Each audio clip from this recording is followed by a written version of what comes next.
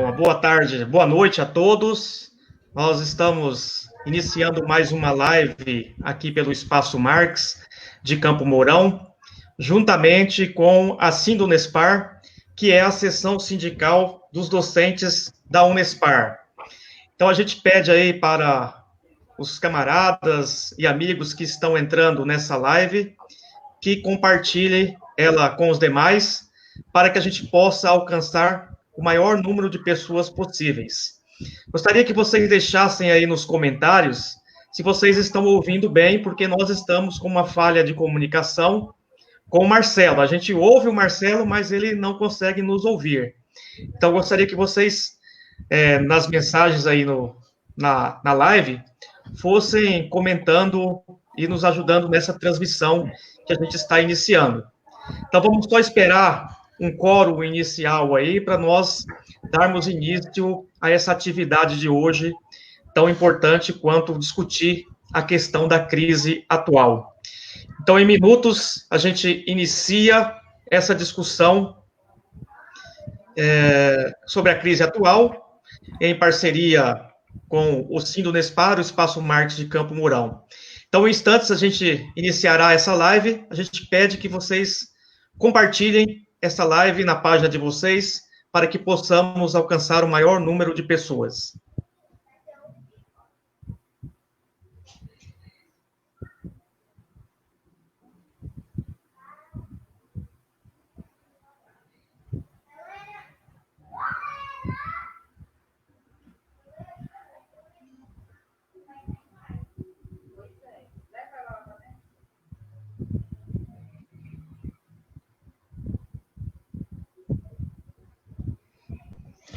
Bom, então vamos começar aqui as apresentações.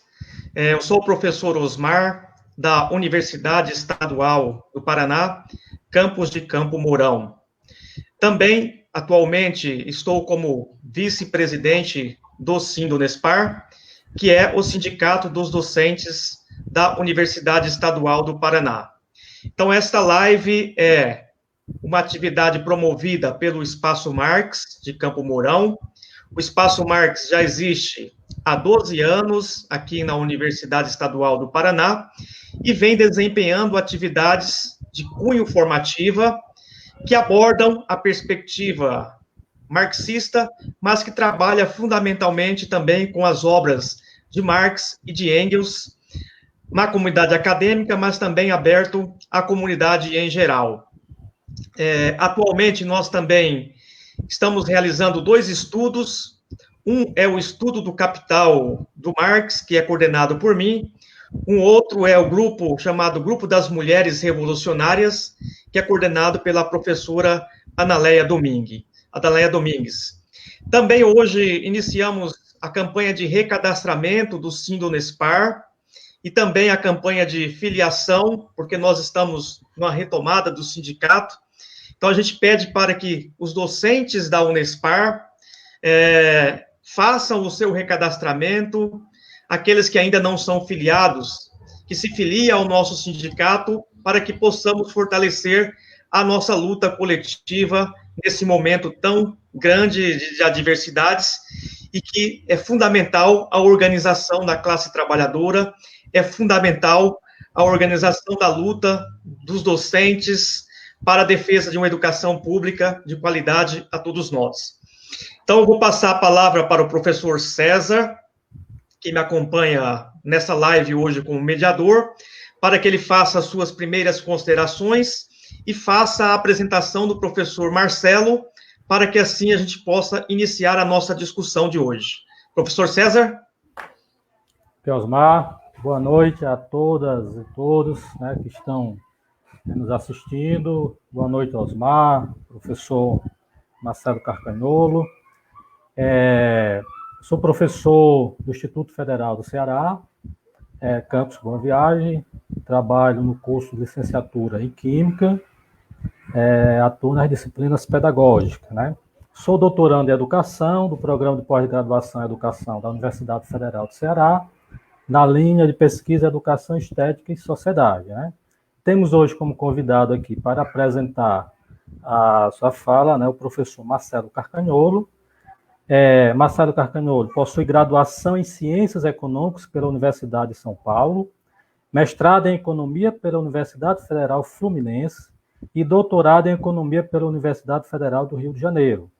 Atualmente é professor associado da Faculdade de Economia da Universidade Federal Fluminense, membro do Núcleo Interdisciplinar de Estudos e Pesquisas em Marx e Marxismo, foi presidente da Sociedade Brasileira de Economia Política, CEP, entre 2016 e 2018, e presidente da Sociedade Latino-Americana de Economia Política e Pensamento Crítico, CEPLA, entre 2014 e 2016. Participa do grupo de trabalho Claxo, Crises e Economia Mundial, tem experiência na área de economia, com ênfase em economia política, economia marxista e desenvolvimento econômico, atuando principalmente nos seguintes temas: teoria do valor, teoria marxista, capitalismo, neoliberalismo, desenvolvimento e América Latina. Portanto, o professor Marcelo Carcagnolo vai contribuir hoje com o seguinte tema, né? Crise atual do capital, coronavírus e a luta dos trabalhadores no Brasil. E aí a gente combinou, né, professor Marcelo Carcagnolo, ele terá aproximadamente 40 minutos para fazer sua exposição, e depois a gente abre para as perguntas, né, do público, tá ok?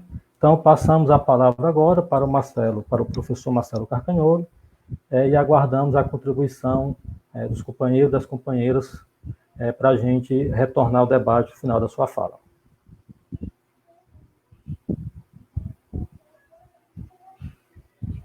Bem, boa noite a todos. Vocês me escutam? Espero que sim. Boa noite aos organizadores, obrigado pelo convite. Boa noite ao César, ao Osmar. Peço desculpas antecipadamente para quem estiver acompanhando aqui o nosso bate-papo, porque por alguma razão técnica, na verdade deve ser alguma deficiência minha, eu não estou conseguindo ouvir os colegas. Eu os vejo, mas eu não os ouço. Então, também peço que, quando eu estiver extrapolando o tempo, que, aliás, acho que a gente nem chegou a combinar quanto seria, vocês me avisem, e se tiver algum problema técnico de microfone ou de imagem, vocês também me dão, enfim, um alô para que eu possa tatear aqui, não no escuro, mas, enfim, é como se eu estivesse surdo, não estou escutando vocês. Bom, a nossa conversa hoje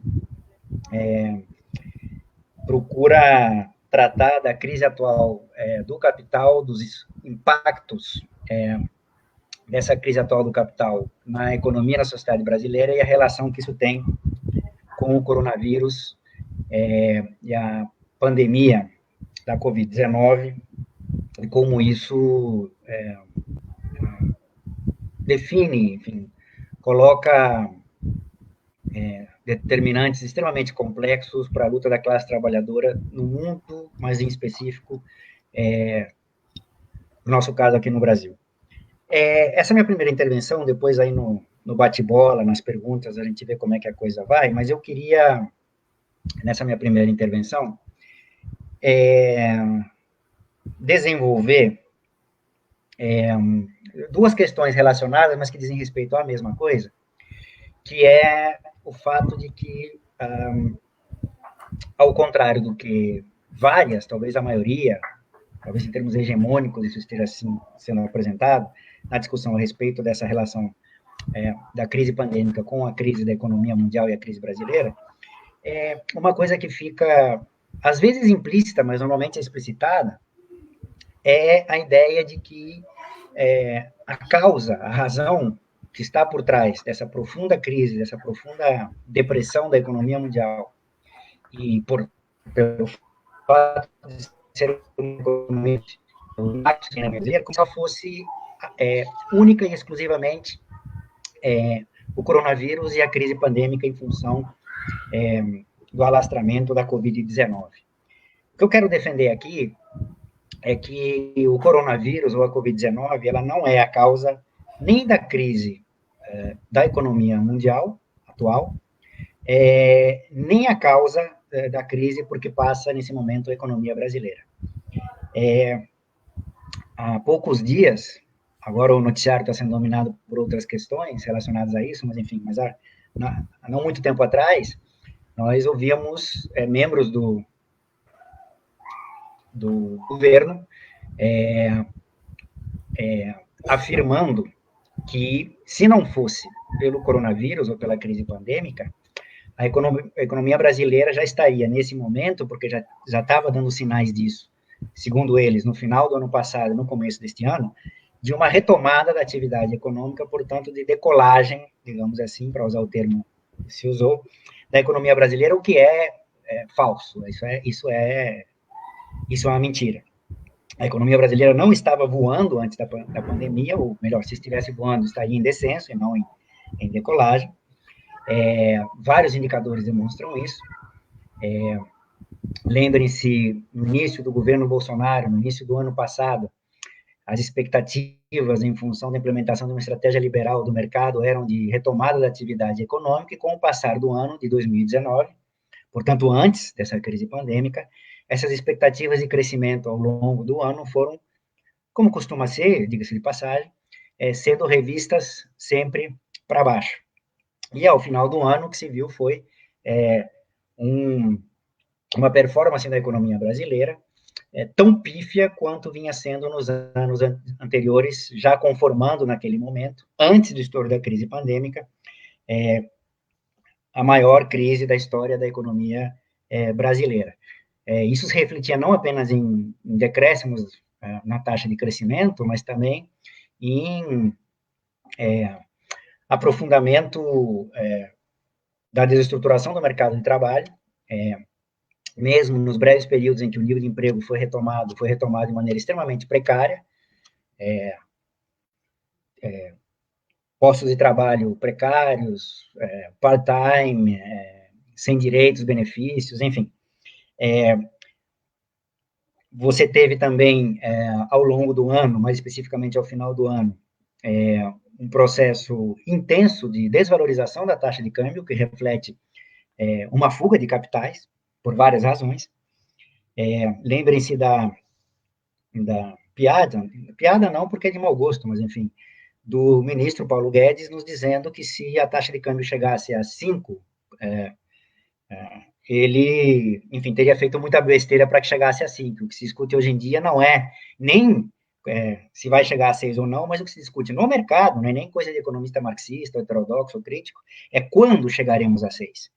E já tem analistas de instituições financeiras fora do país, internacionais, que estão analisando 2021 nosso câmbio chegar a 7. Ou seja, é claro que isso já está relacionado aos efeitos da crise pandêmica, mas o meu ponto aqui é tentar resgatar o fato de que a economia brasileira já estava em crise em 2019, já vinha nos anos anteriores em crise, e que o coronavírus, portanto, não é a causa dessas crises. Evidentemente, o coronavírus, a crise pandêmica, aprofunda, intensifica os efeitos dessa crise, mas não é propriamente a causa. E por que a economia brasileira já vinha em crise, não só em 2019, mas nos anos anteriores? Porque a economia brasileira, como é uma economia subordinada, como é a economia dependente em relação à divisão internacional do trabalho, ela reflete em muito, é claro que há contradições, mas ela reflete em muito o comportamento da economia mundial. E a economia mundial já vinha também apresentando sinais de um aprofundamento da crise antes do estouro da crise pandêmica. Portanto, os dois pontos que eu quero defender aqui são do que o coronavírus e a crise pandêmica não é a causa nem da crise pela qual passa a economia brasileira, nem da crise pela qual passa a economia mundial. As razões são mais de fundo para a gente poder entender isso. Não estou desconsiderando aqui o fato evidente de que o coronavírus aprofunda, mas elas já estavam e tem outros determinantes, esse é o meu ponto. Além disso, para tentar demonstrar esse ponto, também quero desmistificar uma outra ideia relativamente muito comum, de que esta crise, mesmo anterior à crise pandêmica, seria uma nova crise, discute-se as causas, mas que em nada estaria relacionada com a crise que a economia mundial passou a enfrentar a partir de 2007, 2008, 13 anos atrás, 12 anos atrás, como se aquela crise que estoura em 2007, 2008, estoura em 2007, se aprofunda e se alastra para a economia mundial em 2008, tivesse sido de alguma maneira resolvida, passada, tivesse ficado para trás e fizesse apenas parte da história recente do que é a economia mundial. Mas, ao contrário, o que eu quero defender aqui é que, na verdade, a crise pela qual passa hoje a economia mundial, agravada pela crise pandêmica, e, portanto, os reflexos disso, dialéticos, como sempre, mas os reflexos disso para a economia brasileira, agravados também pelos impactos da crise pandêmica, são um desdobramento, são uma nova forma do que foi aquela primeira crise que estourou lá em 2007 e 2008. Portanto, a crise atual do capital é uma crise que vem com modificações formais, de forma, de como se apresenta, desde 2007, 2008. Para poder demonstrar isso, eu tenho que voltar um pouco mais no tempo, porque também é outro mito, mas esse eu não vou ter tempo aqui de desmistificar, mas também é algo relativamente comum interpretar o funcionamento da economia capitalista como se fosse como se ela tivesse um comportamento de médio e longo prazo, com taxas razoáveis de crescimento da economia, uma taxa de acumulação relativamente razoável, seguisse uma certa tendência, sem oscilações, sem maiores flutuações, ou quando essas oscilações, flutuações ocorressem de maneira eventual, meramente probabilística, ou seja, sem nenhum nível de determinação nessas eventuais oscilações para cima ou para baixo do que é essa tendência de crescimento no médio e longo prazo.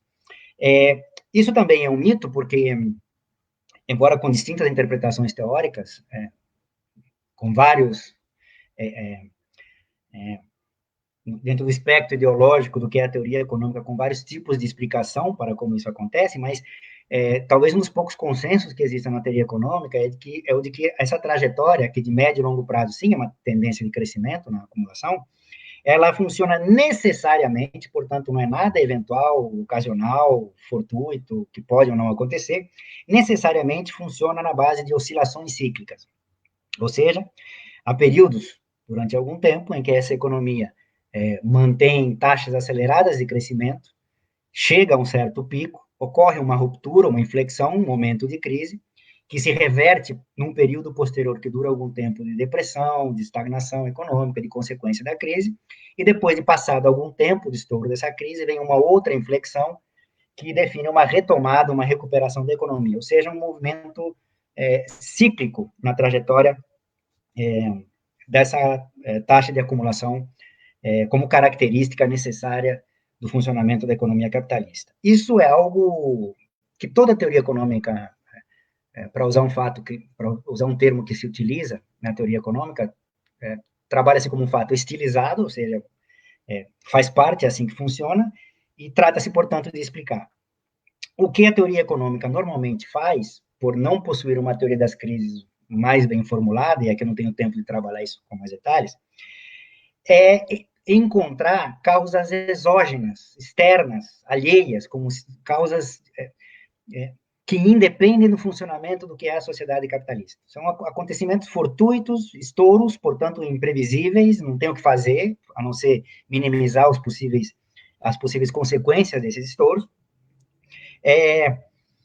E nesse sentido, digamos, o estouro, o fator exógeno é o coronavírus, é a crise pandêmica, é a pandemia da Covid-19. Para a gente que o capitalismo não tem nada a ver com a crise pela qual passa. Isso também é um mito. Podemos entrar nessa questão no debate, mas o fato concreto é que se assim funciona, se a economia capitalista assim funciona, ou seja, sempre após determinado período de crescimento da economia virar uma crise, e sempre após determinado período de vivência das consequências dessa crise virar uma recuperação, e aqui eu não estou discutindo aqui o tamanho da recuperação, o tamanho da crise, quanto tempo dura, quanto tempo não dura, porque isso você, na melhor das hipóteses, só pode contar depois de acontecido, não há nada pré-determinado em tamanhos de picos, vales e tempo de duração dos períodos. O que se sabe é que o movimento acontece, mas se é assim, se ele vai acontecer, isso só pode ser porque a causa dos pontos de inflexão de ruptura, tanto a crise como a recuperação, só podem estar contidas, as causas, nos momentos imediatamente anteriores. Ou seja, é porque o capitalismo cresce de determinada forma, e ao crescer dessa determinada forma, desenvolve as contradições do capitalismo de determinada maneira, que isso levará ao estouro, à ruptura da crise em períodos posteriores. Da mesma forma, é porque as consequências que advêm dessa crise determinam possibilidades para que a taxa de acumulação venha a se recuperar no período posterior, portanto, a retomada e a recuperação.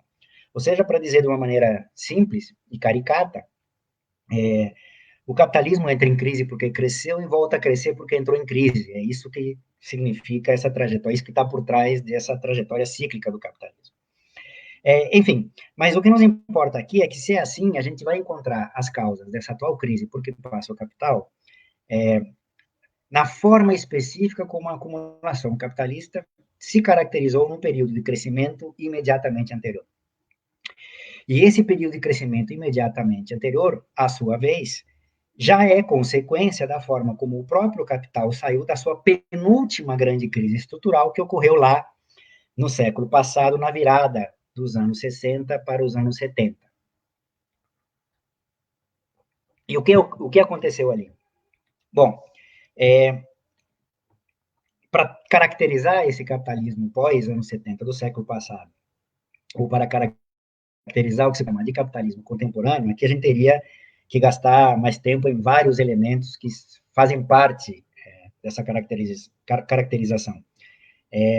O processo de reestruturação produtiva, a implementação das políticas neoliberais, processo de abertura comercial, financeira e da conta de capital, os processos de desintermediação bancária, as políticas econômicas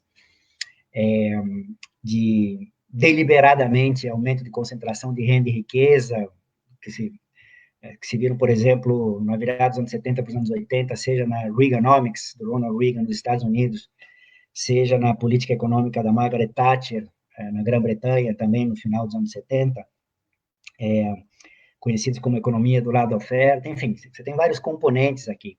O aumento dos processos, a volta do mantra dos processos de abertura comercial e financeira como a única forma que as economias periféricas dependentes teriam de retomar o desenvolvimento econômico naquele momento, enfim, você tem vários componentes aqui, uns tão importantes quanto outros, ou seja, o entendimento do que é o capitalismo contemporâneo só é possível se você entender a articulação entre todos esses componentes. Como nós não temos tempo de trabalhar todos esses componentes, eu vou me centrar em dois que me parecem condição sine qua non para entender onde a gente está hoje. O primeiro deles diz respeito a uma característica do capitalismo que o Marx já tinha descoberto lá no século XIX, mas que, por razões conjunturais e históricas, o capitalismo vai se utilizar, digamos assim, dessa característica para retomar o processo de acumulação a partir dos anos 70 do século passado, mas de maneira mais clara a partir dos anos 80, 90 do século passado, que é o que ele chama, Marx, de processo de rotação do capital. O capital rodando, girando, fazendo aquilo que ele faz. E o que ele faz, como nós sabemos, na perspectiva de Marx, ele começa o seu ciclo de acumulação de capital com determinada massa de valor em dinheiro para comprar meios de produção, força de trabalho, entra no processo produtivo. Esse processo produtivo transforma os valores de uso em outros valores de uso, conformando uma nova materialidade e concreticidade da mercadoria emelinha que será depois vendida, mas também unitária e dialeticamente dentro desse processo de trabalho, de transformação do valor de uso, implementando um processo de valorização, de produção de um valor novo e de um mais valor, que faz com que essa mercadoria de saída do processo produtivo chegue a um processo de venda final,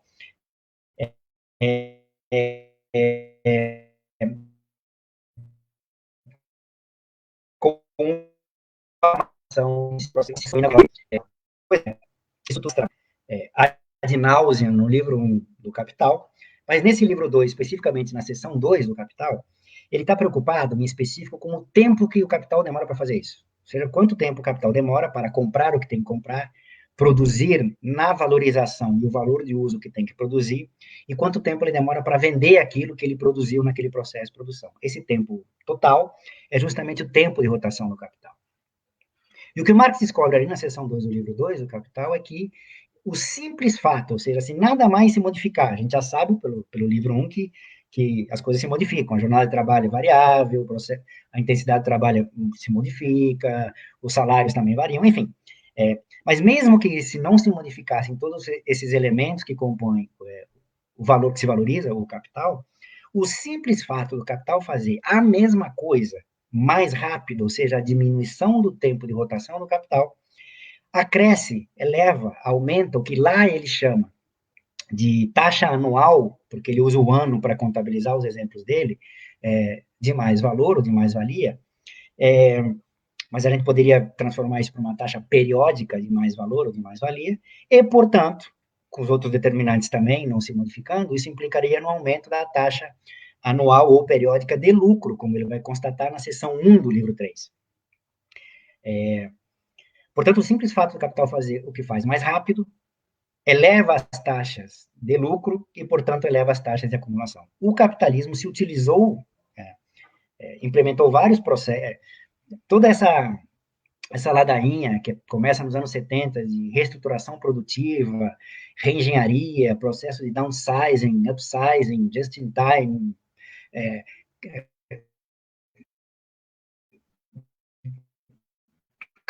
todas essas funções específicas, algumas logísticas, outras nem tanto, de fazer com que o capital faça simplesmente aquilo que ele faz mais rápido. Isso é bastante. Então, esse foi um dos componentes do capitalismo contemporâneo, por aí ele procurou retomar o seu processo de acumulação a partir dos anos 70 do século passado. O outro componente seja mais trabalhado na caracterização do capitalismo contemporâneo, que é o componente financeiro. Ou seja, um dos sinônimos, se vocês quiserem, uma das contrafaces do que é a crise do capital é o fato de que há capital sobrando. Capital entra em crise porque tem capital sobrando. Sobrando, qual é o sarrafo aqui? As taxas de valorização, ou seja, capital demais para continuar mantendo as taxas de valorização que se vinha mantendo até aquele momento. Portanto, para o capital sair desse imbróglio, dessa crise, ele precisa lidar com esse problema, que tem capital em excesso. E atenção, que eu estou falando capital, o conteúdo, independente de suas formas, ou relativamente independente de suas formas. Quando o Marx fala de superprodução, ele está falando de superprodução de capital, que tem várias formas, e as mercadorias não são as únicas. Mas, enfim, isso podemos voltar no debate se vocês quiserem. O fato concreto é que ele precisa, para sair da crise, lidar com esse problema. Em termos teóricos, um nível de abstração elevado, ele tem duas formas de fazer isso, de resolver esse excesso de capital acumulado ou produzido, posto, determinado. Ou a própria crise corrige esse problema, ou seja, uma das características da crise é justamente o processo de desvalorização do capital. Tem vários mecanismos aqui. O que costuma acontecer nos estouros da crise, capital é desvalorizado, é queimado, seja pelo processo de precificação, os preços tendem a cair, os preços ao caírem refletem valores caindo, portanto, desvalorização. Ou porque, em algum momento do ciclo de rotação do capital, o capital parou, a economia entrou em crise, eu estava produzindo, estou com mercadoria para vender, não tem mais mercado. Não tem mais mercado, então não vou transformar aquela mercadoria em dinheiro, não vou poder recomprar, reproduzir e assim por diante. Então, o capital está parado. Capital parado, como Marx percebe no livro 2 do Capital, não é capital desvalorizado. Enfim, o fato é que o capital pode se desvalorizar pela própria consequência da crise. Uma outra saída que o capital tem, geralmente as saídas são uma combinação das duas, é encontrar espaços de valorização para esse capital que está sobrando. Seja criando novos espaços, seja ampliando espaços já existentes. E o que o capitalismo contemporâneo faz a partir dos anos 70, em especial a partir dos anos 80 para 90 do século passado, é justamente ampliar os espaços de valorização nos mercados financeiros. Seja criando novos instrumentos financeiros, seja ampliando instrumentos financeiros já existentes, seja criando instrumentos financeiros com base em instrumentos financeiros já existentes, que se costuma chamar de derivativos financeiros. Enfim, o fato é que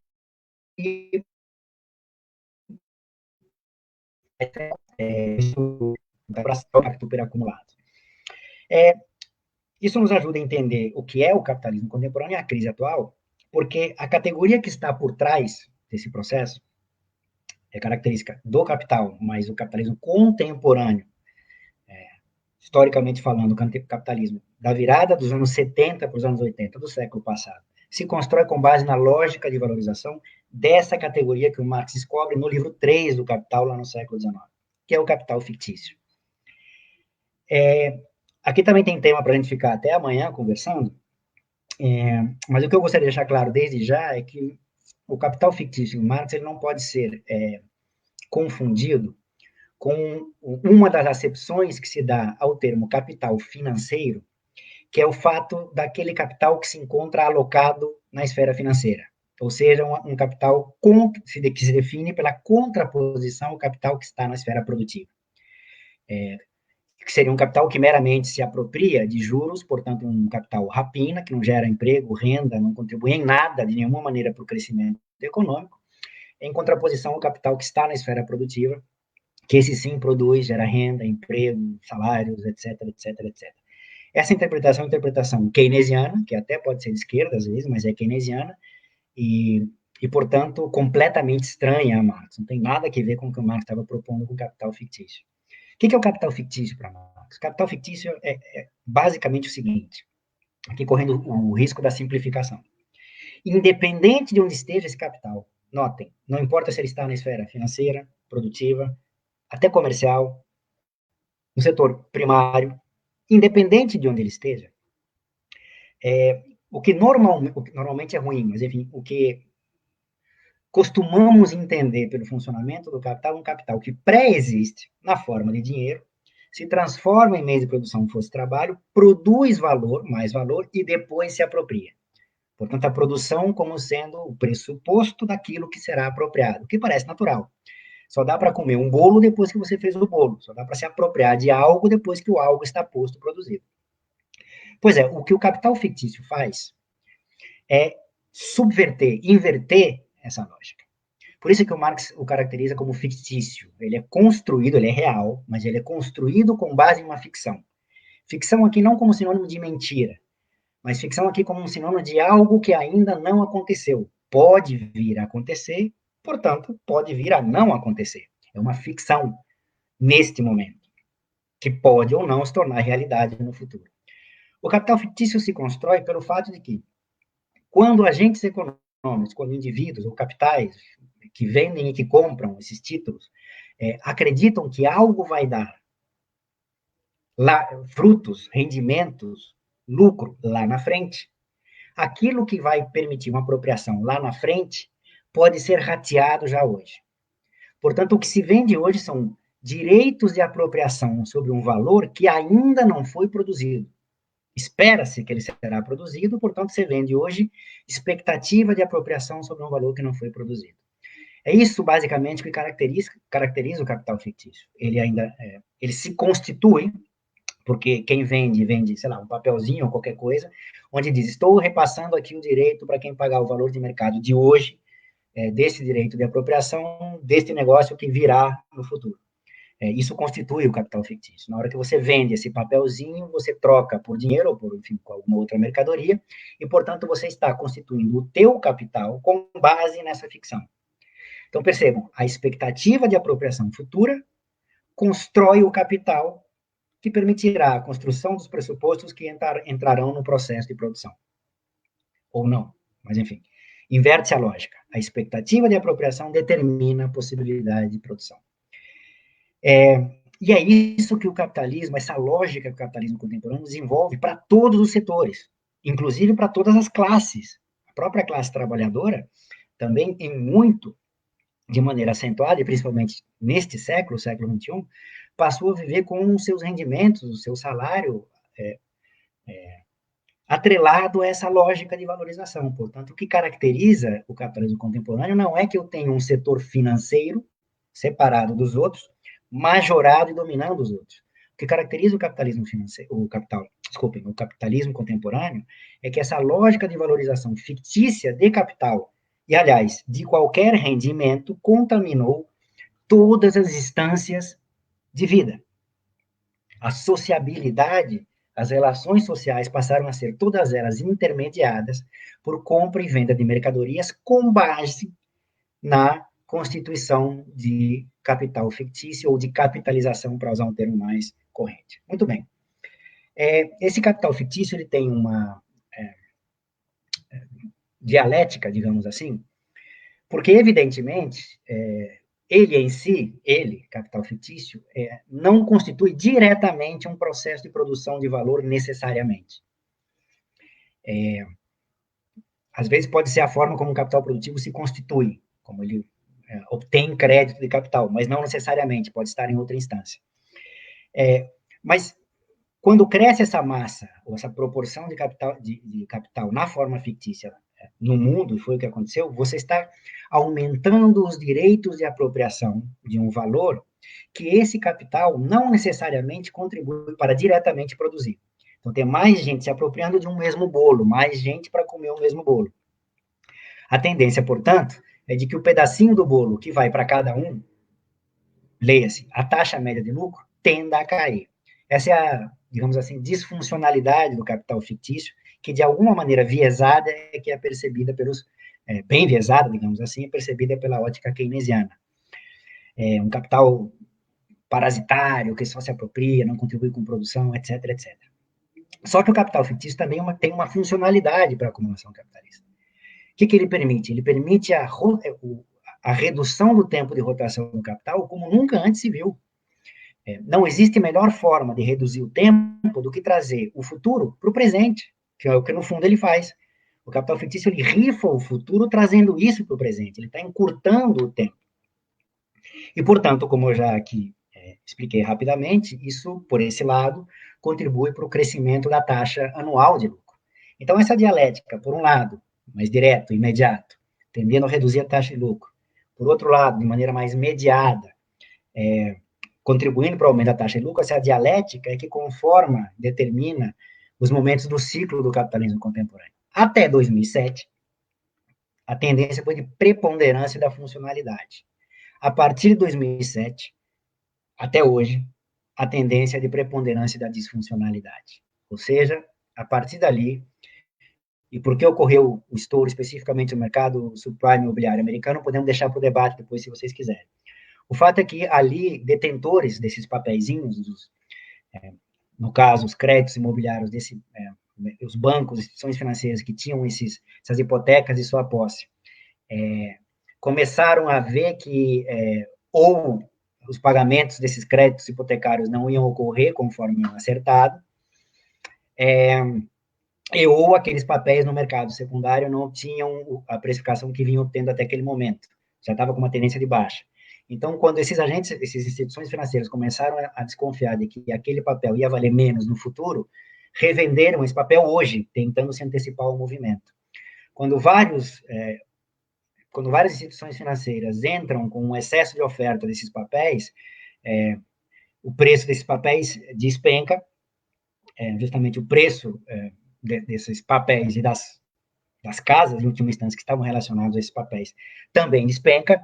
Esses papéis tinham, a partir de determinado momento, no início do século XXI, até um pouco antes, começado a fazer parte de um bolo de vários papéis de distintos investimentos, de fundos de investimentos ou cesta de investimentos, e, portanto, quando esse mercado quebra, contamina os mercados mundiais. Essa é a primeira fase da crise do capital, que estoura em 2007 e se espalha pelo globo em 2008. Bom, qual é o problema? O problema central é que você tem muitos direitos de apropriação e pouca produção de valor. E esses papéis tendendo a se precificar para baixo. O que o capitalismo tentou fazer para resolver a crise? Bom, primeiro precisa ganhar tempo. Por que ele precisa ganhar tempo? Por que ele precisa ganhar tempo? Para esses papéis não se desvalorizaram demais. Porque se eles se desvalorizaram demais, vai começar a quebrar gente grande. Quebrou o Lehman Brothers, que era grande. Quando chegou a vez do Goldman Sachs, o governo americano parou, não, acabou a brincadeira, o mercado valeu para cima, não vai valer para baixo. É preciso, portanto, entrar na outra ponta do mercado uma outra instituição, um outro agente, que compre esse excesso de oferta desses papéis. E foi o papel que o Estado cumpriu. Não só nos Estados Unidos, valeu também para a Europa, valeu para economias dependentes, inclusive no Brasil, com mecanismos distintos. Então, o Estado entrou comprando esses papéis. Portanto, grande parte do fundo público, do orçamento público, foi, a partir dali, direcionado para compra desses papéis para fazer com que esse capital fictício superacumulado não fosse desvalorizado. Por isso é que, a partir desse momento, volta na agenda econômica algo que estava em desuso, ninguém falava mais, assim. Você dizer que alguém defendia isso à época era como xingar a mãe, enfim, era um troço meio... Mas o ajuste fiscal voltou à moda a partir daquele momento. O mantra do ajuste fiscal, por que voltou naquele momento? Porque justamente o Estado, para fazer essa atuação, precisava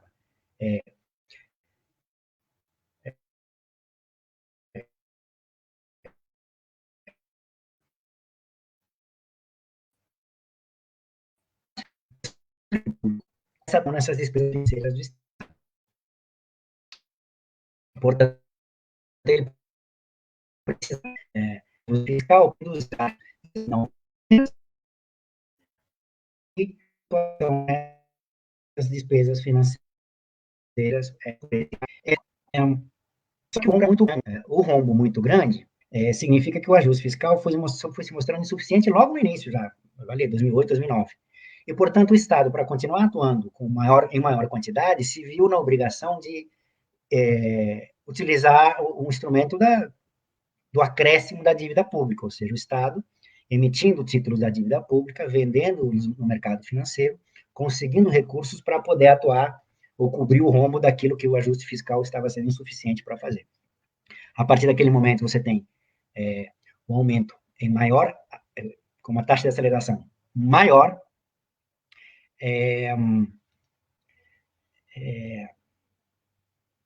a dívida pública já existia, já crescia, quer dizer, ela não começa aí, mas você tem um crescimento cada vez mais acelerado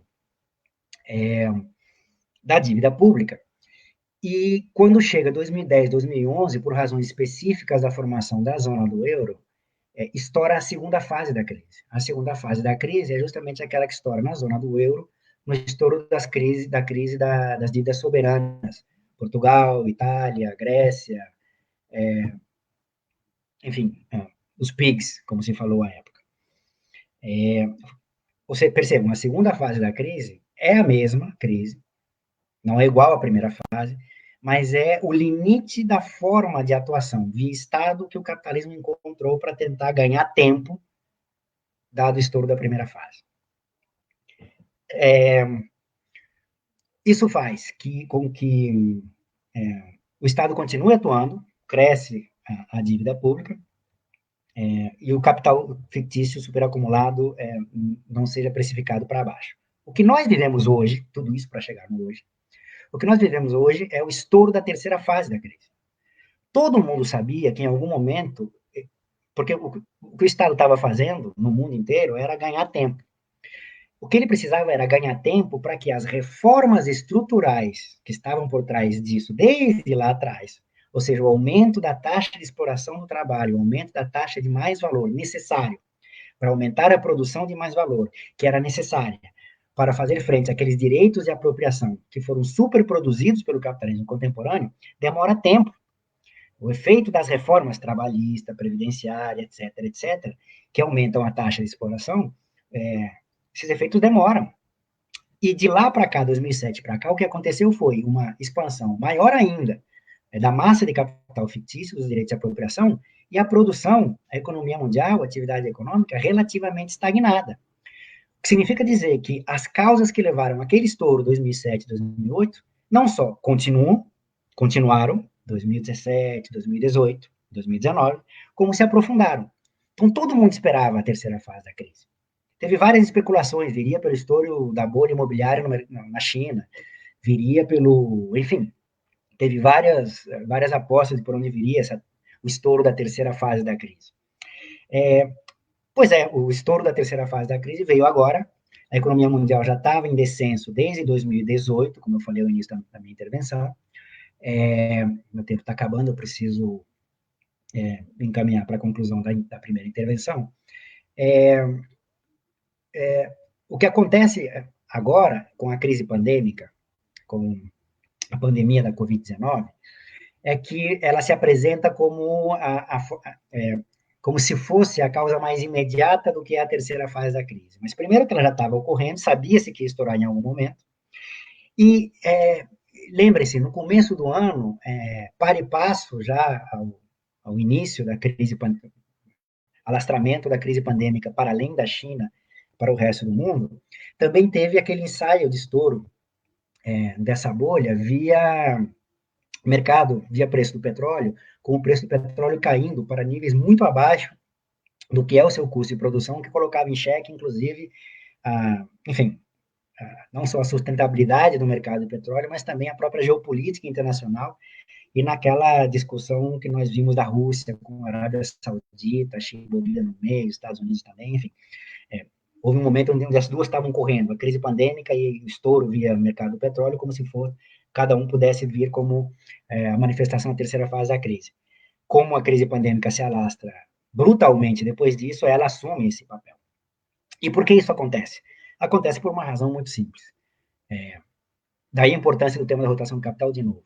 O que a crise pandêmica exige, inclusive para o funcionamento da própria economia no futuro,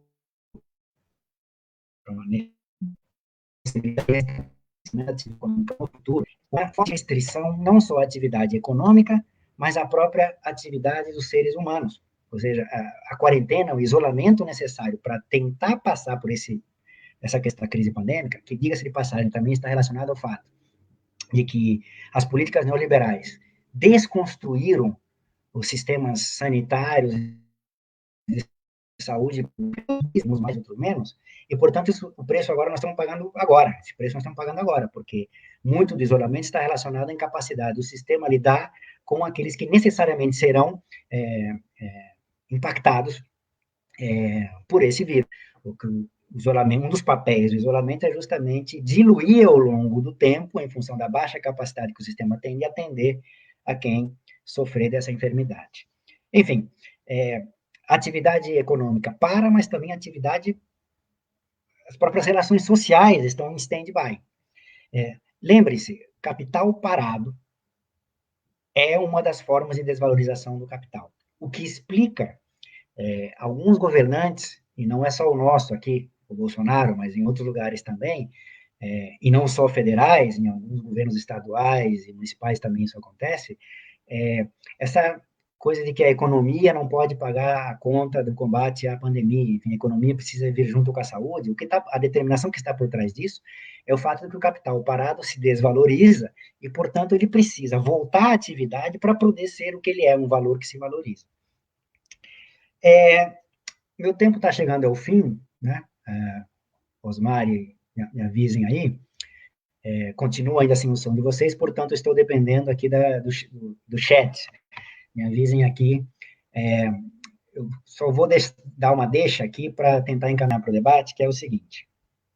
Nós estamos parados nisso hoje. Como é que os governos têm respondido aos efeitos dessa crise? Em todos os países, aqui podemos discutir as formas, as especificidades disso, mas com políticas econômicas anticíclicas, o Estado intervindo com expansão da liquidez, da oferta de moeda, e com gastos públicos, até com expansão da dívida pública para essa intervenção via aumento dos gastos públicos, portanto, com políticas econômicas anticíclicas. Muitas pessoas se surpreenderam com o fato de que políticas econômicas keynesianas, em crises profundas, são características não só de keynesianos, mas de liberais. As pessoas se esqueceram que o Keynes era um liberal. É uma falsa crença achar que quem defende uma participação maior do Estado na economia é um antiliberal. Esse debate Estado-mercado, primeiro que não é binário, não existe tudo Estado ou tudo mercado.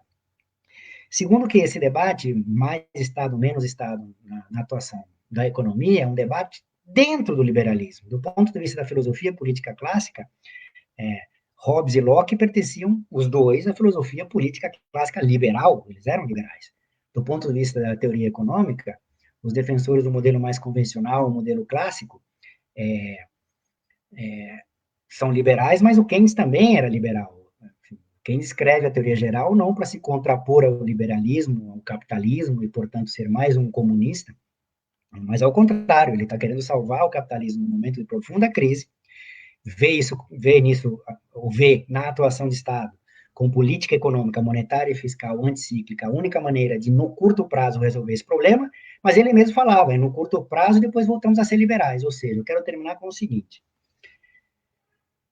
em que pese essa maior atuação do Estado no combate de curtíssimo prazo aos efeitos da crise no mundo inteiro, em uns países de maneira melhor, mais eficiente, em outros menos, como no nosso caso, em todos eles, já se coloca na mesa, na pauta, o fato de que esse aumento da dívida pública, essa maior atuação do Estado, hoje, é uma conta que nós vamos ter que pagar lá na frente.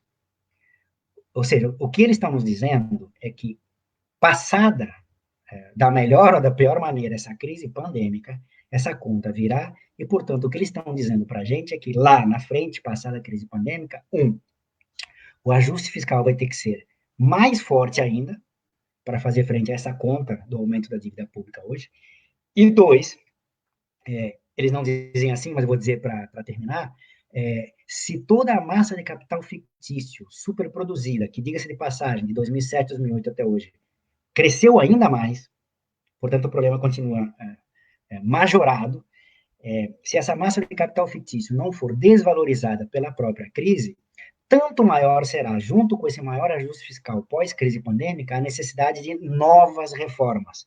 Nova reforma trabalhista, nova reforma da Previdência, nova reforma. Ou seja, o mesmo mantra do neoliberal do ajuste, mas reformas, uma vez resolvido esse curtíssimo prazo. Desculpem me estender na fala, desculpem se teve alguma dissonância em função do fato de eu não escutá-los ainda, mas, enfim, termino por aqui e aguardo aqui as perguntas e o debate.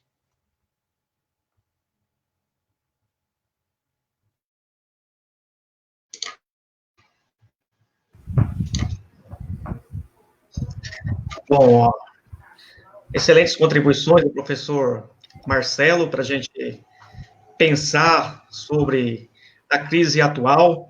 Só queria falar para os demais que a gente está com um problema de comunicação com o Marcelo. Nós escutamos ele, mas ele não nos escuta. Então, a gente vai mandar as perguntas por escrita para ele e ler as perguntas que chegarem aqui também no chat para que vocês possam nos acompanhar. César, você quer fazer a primeira pergunta aí, César? Pode ser.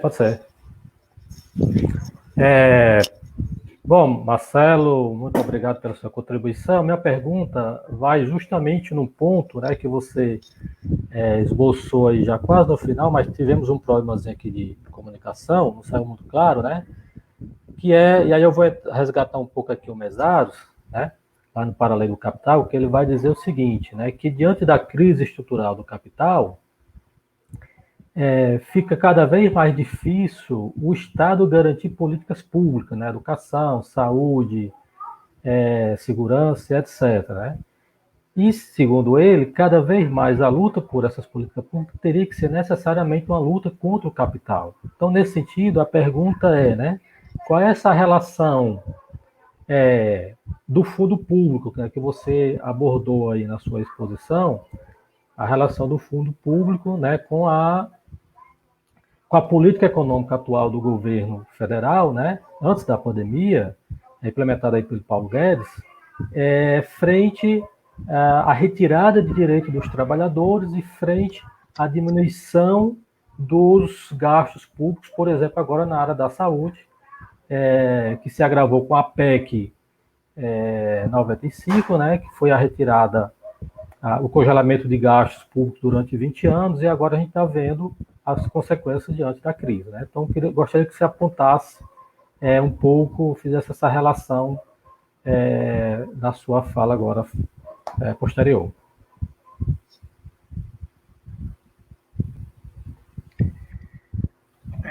Bem, eu vou aqui me orientar pelas perguntas que me mandaram aqui escritas pelo chat, porque realmente tentei resolver aqui de outra forma a questão do fato de não escutar vocês, mas, enfim, tem algum problema aqui de incompatibilidade nas configurações. Bom, aqui me mandaram duas perguntas, uma delas toca em vários aspectos, tem como base a perspectiva do Mesaros a respeito do que é a crise estrutural e a relação disso com os recursos públicos e políticas públicas. Antes de ir propriamente para a pergunta, tem uma questão que é importante, que diz respeito, em última instância, até o Mesaros também, mas é mais algumas interpretações que vêm do Mesaros, que é uma diferença importante com a interpretação que eu tenho.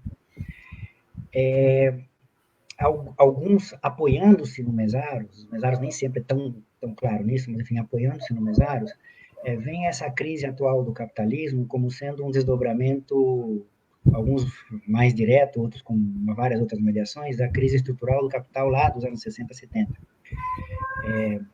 Não como se fosse a mesma exatamente, mas como se o capital tivesse de lá para cá tentado resolvê-la, não conseguido, e a coisa tivesse estourado aqui, nesse momento. Não é a visão que eu defendo. Do meu ponto de vista, essa crise que estoura 2007, 2008, ela é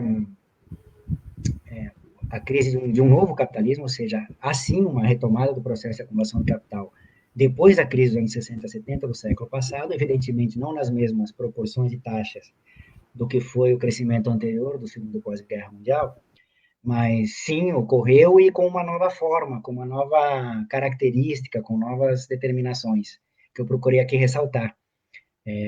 O capitalismo contemporâneo é diferente do capitalismo segundo pós-guerra. Tem várias diferenças, não tem e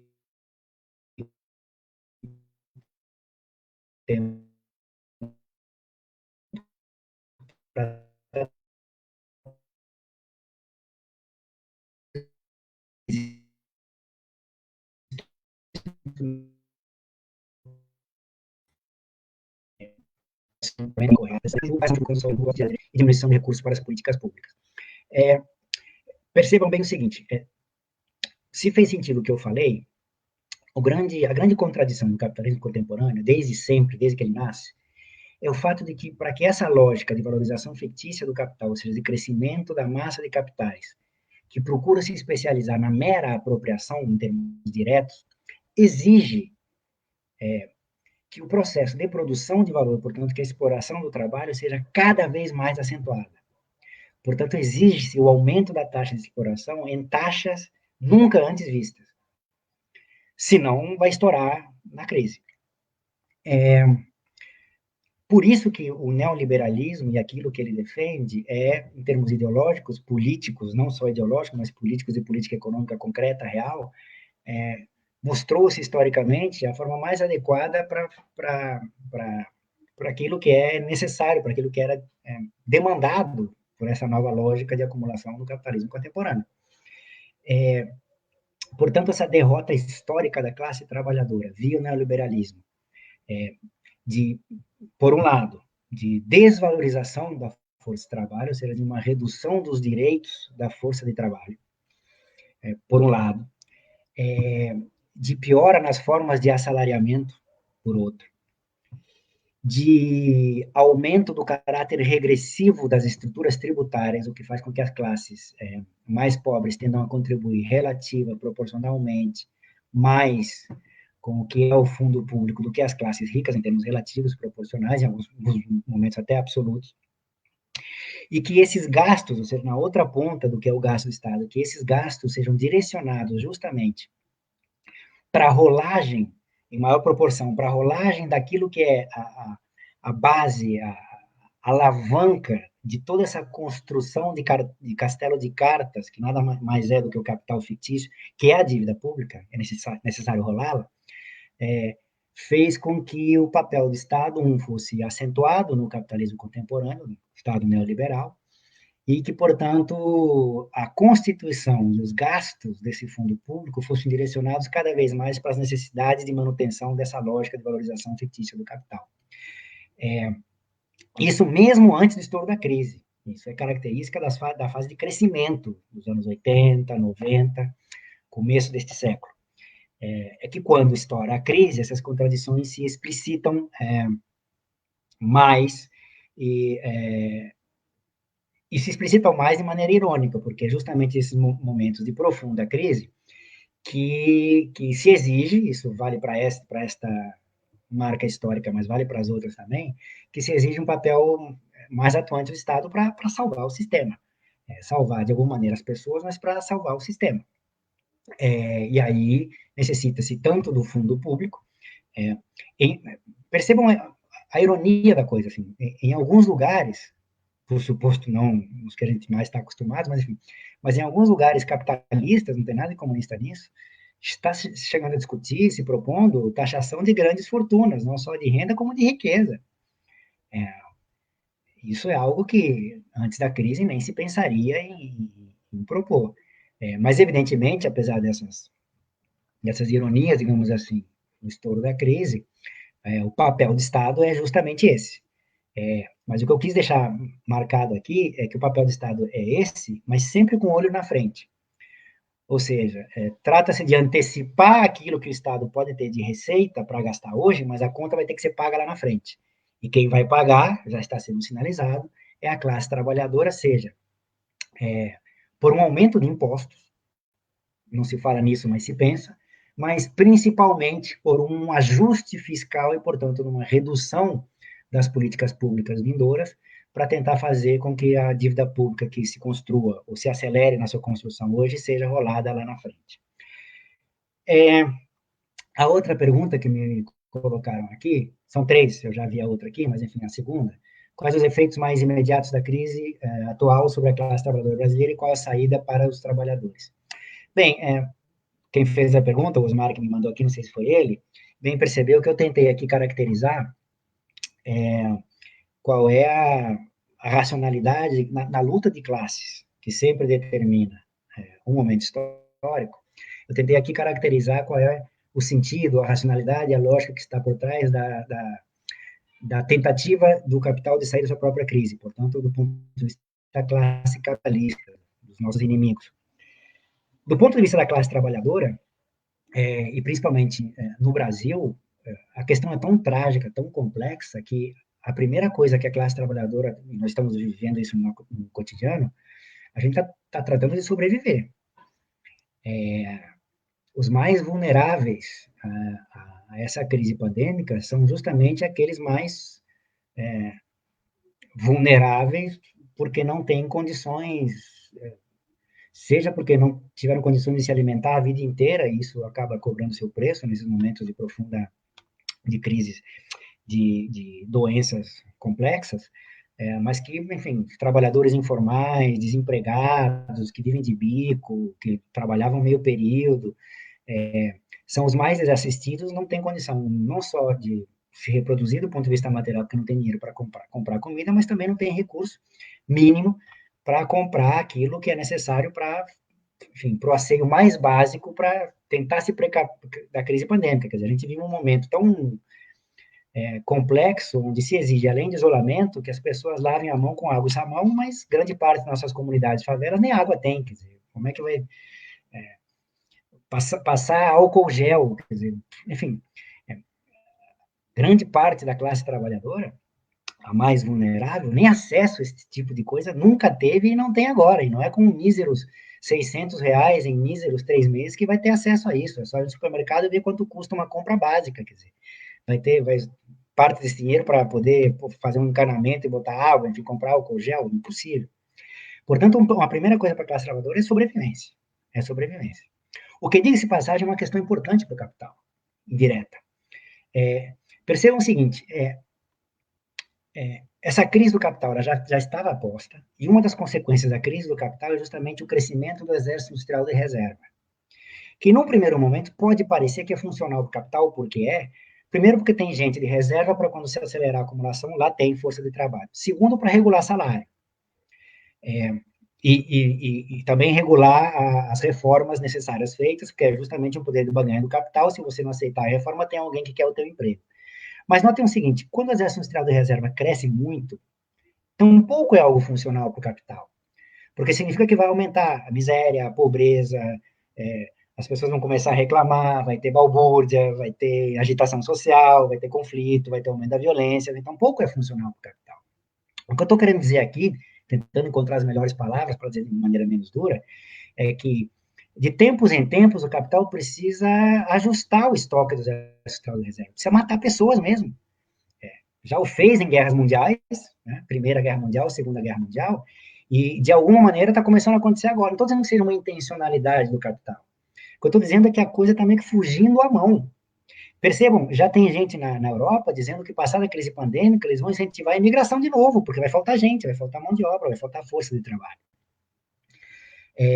Enfim, então, isso faz parte das contradições no momento que a gente vive. Mas, indo mais para o cerne da pergunta, para além da mera sobrevivência da classe trabalhadora, e não ficar numa coisa muito pessimista, eu acho que esse momento, essa forma específica da crise atual, e ela é muito específica, nos permite algumas coisas que antes não permitia.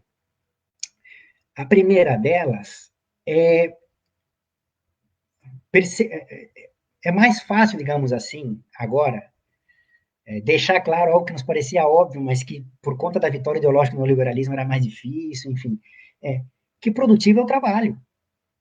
Essa coisa de que o capital é produtivo, assim, que sempre nos custou explicar por que né, o cerne, o central é o trabalho no processo produtivo, tanto concreto como de valor, no capitalismo, etc., etc. Não precisa gastar muita saliva hoje em dia para explicar que o produtivo é o trabalho. Não à toa, os capitalistas querem que a atividade, que os trabalhadores voltem a trabalhar. Tem até carreata para isso.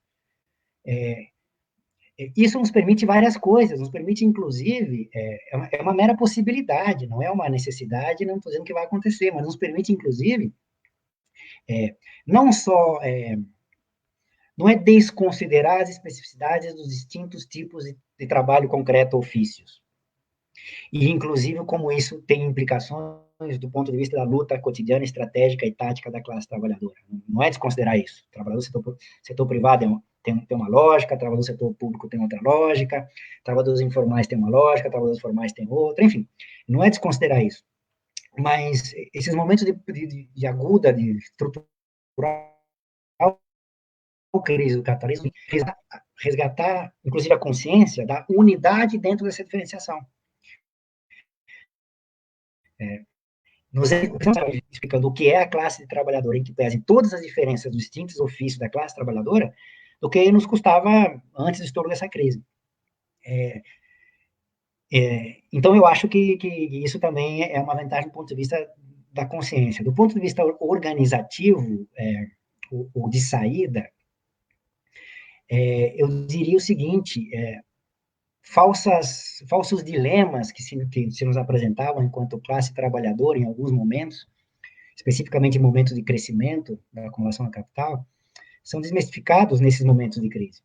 Por exemplo, a falsa disjuntiva entre reforma e revolução, como se você tivesse que, ao abraçar uma delas, abrir mão da outra, como se você brigar no curto prazo cotidiano por um aumento de salário, melhores condições de trabalho, contra a reforma trabalhista, por um governo menos duro, te fizesse ou te levasse necessariamente a abdicar de demandas um pouco mais estruturais, revolucionárias. Ou seja, acho que a gente tem melhor condição, do ponto de vista da organização da classe, de justamente mostrar que não se trata de reforma ou revolução, mas é de reformas, e no curtíssimo prazo, para a sobrevivência da classe, para poder alçar a outro tipo de demanda. Enfim, tem vários exemplos aqui de coisas que a gente pode, mas, de novo, já que eu fiz referência, todo mundo faz, né? Já que eu falei do reformismo, todo mundo, mas é relativamente comum fazer referência à comparação com a crise de 29,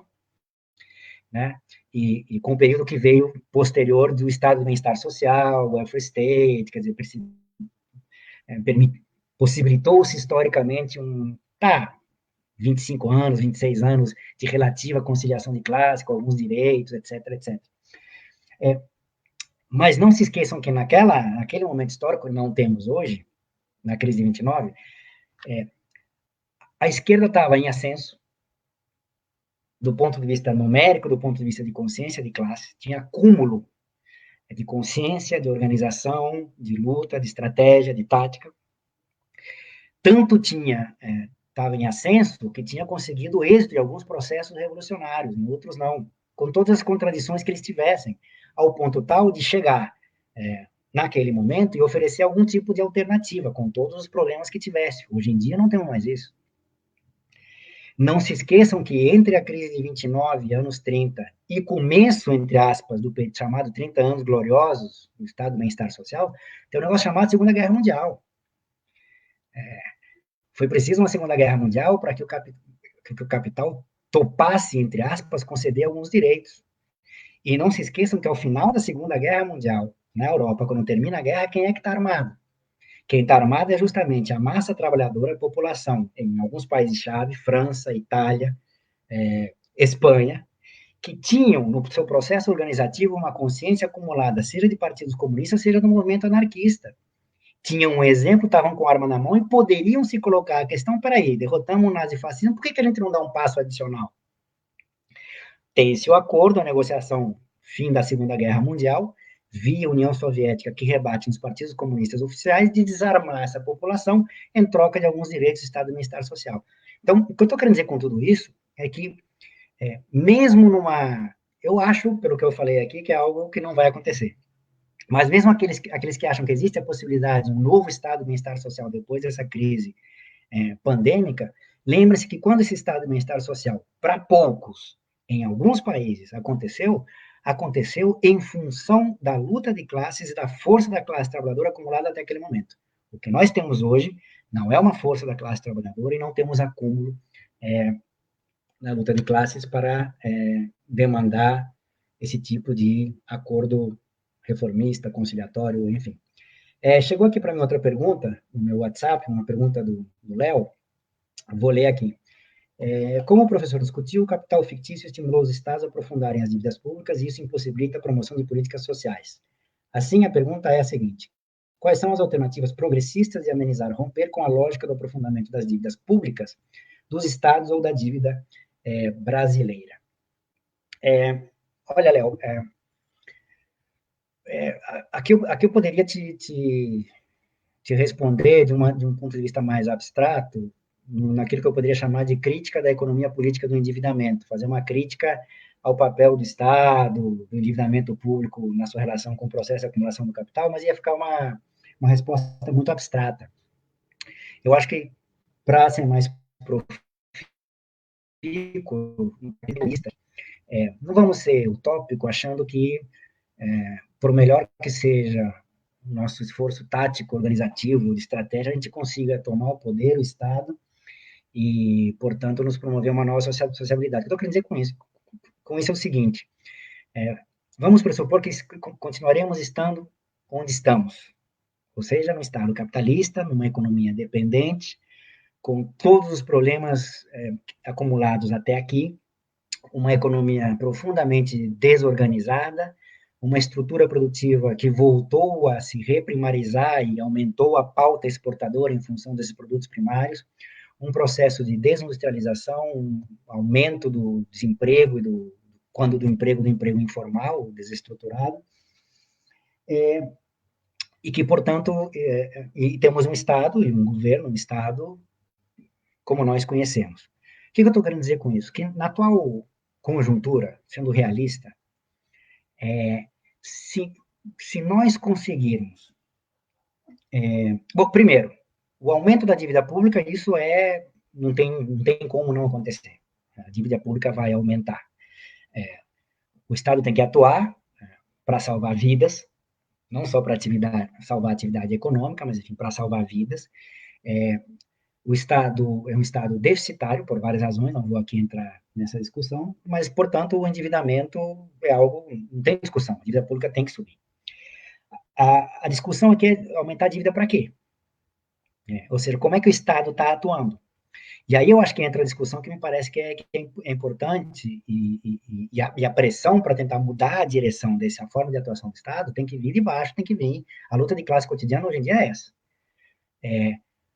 Do recurso, somando a política monetária expansionista e a política fiscal expansionista, dos recursos que o Estado, botar isso em bilhões, trilhões de reais, os recursos que o Estado tem destinado para o combate à crise pandêmica e para a retomada da atividade econômica, quanto desses recursos foi para a grande capital, setores específicos, que nós já conhecemos, quanto foi para aqueles mais vulneráveis dentro da classe trabalhadora. Se a gente fizer as contas, a gente vai ver que na própria forma de atuação do Estado, no combate à crise, também tem um elemento de classe aqui extremamente forte. Que o simples fato de a gente botar o dedo na ferida e brigar para que a maior parte desses recursos, a maior parte disso que vai ser endividamento público, seja direcionado para salvar vidas dos mais pobres. Por que só R$ 600? Por que só 3 meses? Por que só para algumas parcelas da classe trabalhadora? Por que não para toda? Enfim, porque do ponto de vista da expansão dos recursos via Banco Central para o sistema monetário bancário, a gente já passou da cifra de R$ 1 trilhão. Então, me parece que a alternativa progressista para amenizar, romper com essa lógica, no curtíssimo prazo, é essa. Mais do que isso, que eu gostaria, exige um acúmulo de consciência e de organização que, infelizmente, nós ainda não temos.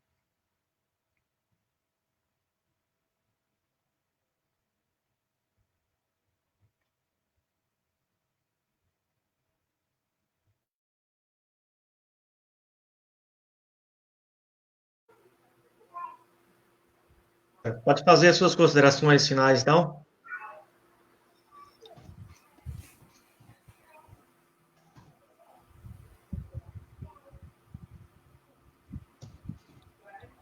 Está ouvindo, César?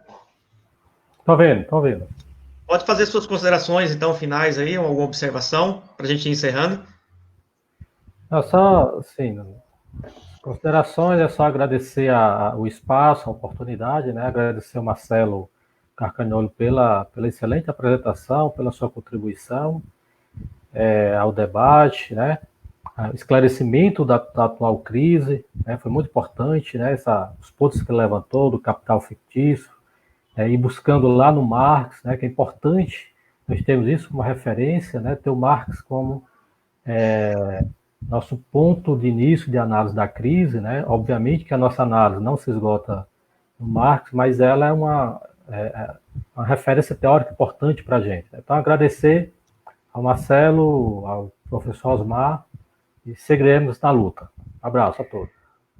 Bem, estou recebendo aqui a informação do Osmar e do César, de que é para encaminhar para finalizar a minha intervenção, o tempo está acabando. Bom, infelizmente eu não pude tratar a contento de várias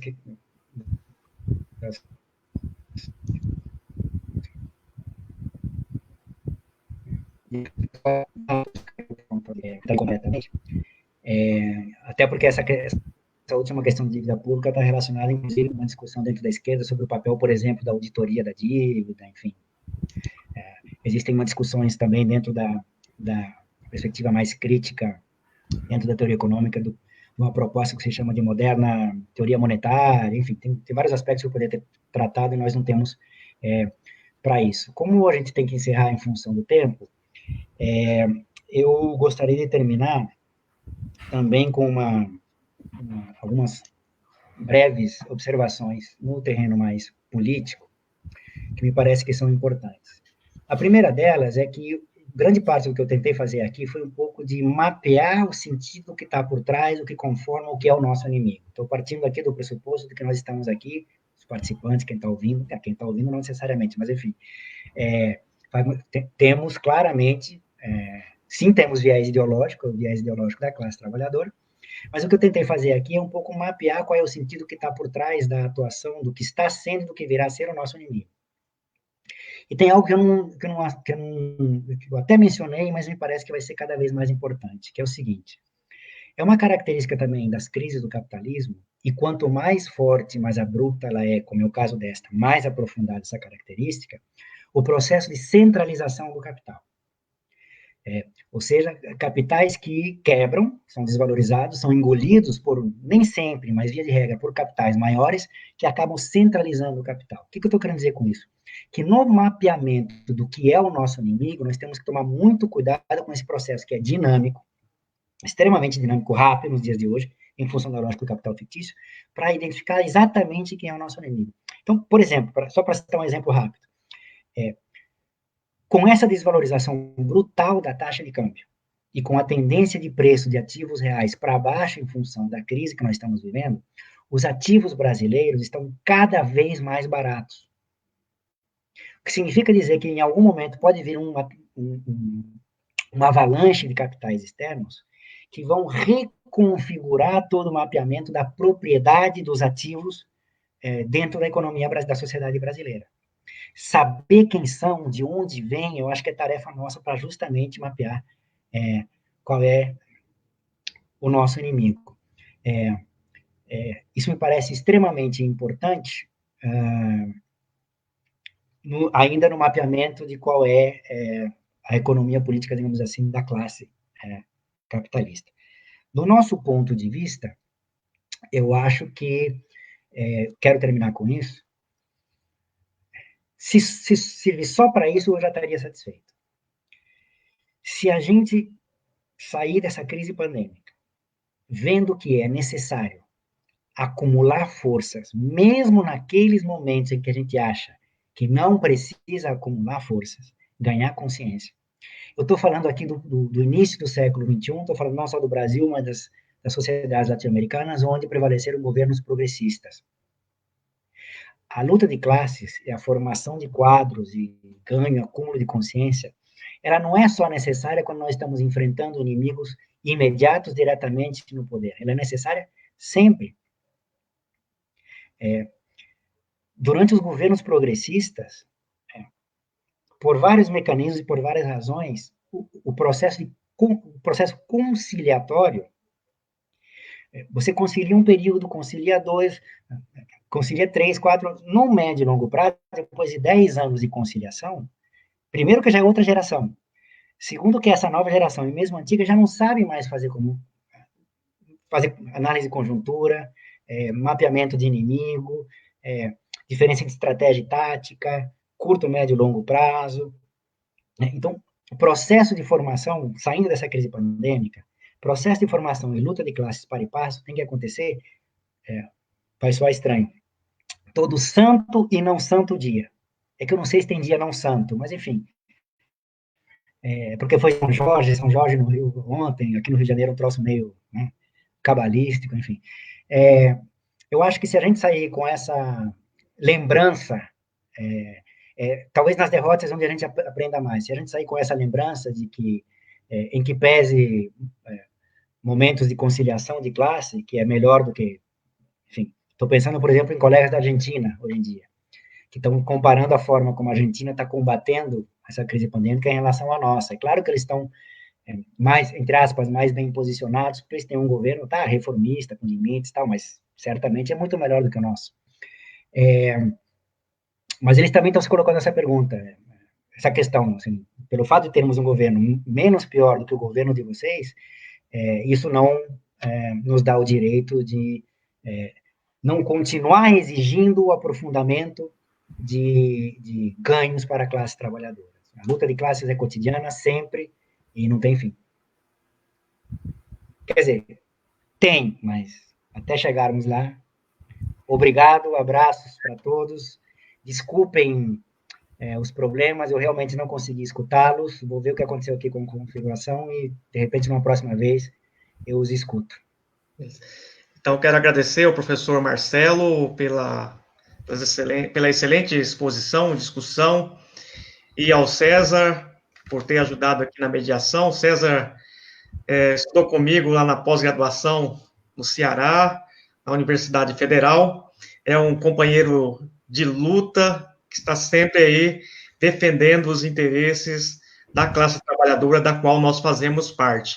Quero agradecer também todos que nos acompanharam até agora, aqueles que não puderam assistir na íntegra essa live, ela ficará no canal do Espaço Marx à disposição, então vocês poderão consultar lá, poderão assistir novamente, e a gente está fazendo essas atividades, esperamos que esteja contribuindo muito nesse momento, e que a gente possa acumular forças para superar esse modelo de sociabilidade que nós vivemos, e que a gente pode constatar hoje, tão claramente como ela é bárbara, né? Principalmente para os mais pobres, principalmente para os trabalhadores.